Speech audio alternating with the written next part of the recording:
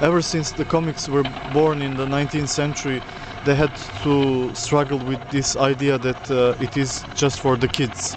For some reason, it's still difficult to say why, because now you have comics which are like basically produced for the grown-up intellectuals, people who are like who do not even look like anything like you would expect from a child, you know. I saw a lot of old people with gray hair and you know, who were reading comics, but for some reason even now you have to struggle with this prejudice that it is just for the kids. Gradually this prejudice is changing, but it is going to take some more years and some more efforts on all the people involved in comics to actually in some way to introduce the comics to the wider audience that they have now at this moment.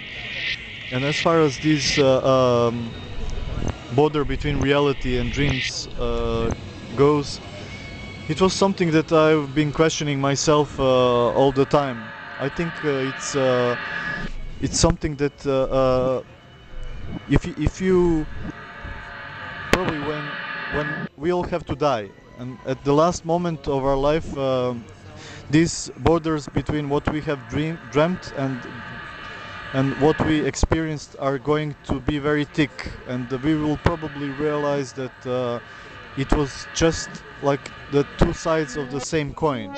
That's what I believe, at least.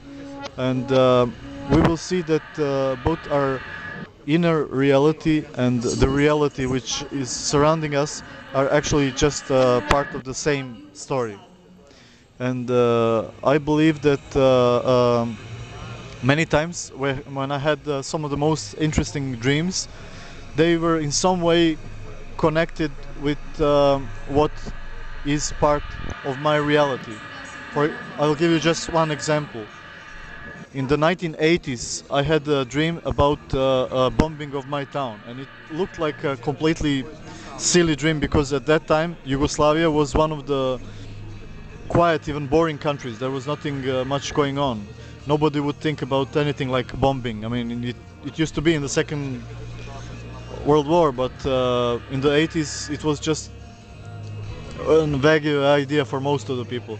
But I had a dream, and I wake up and I stood at the window, and I just was not able to understand what was that in my mind, you know. And then in the early 90s I did a comic about this dream, and I like explained like what it would really be if the bombing happens. After that, a few years later, maybe 4 or 5 years later, in 1999, there really was a bombing of Pančevo, my town. Suddenly my sleepy town became one of the main targets of the NATO bombings.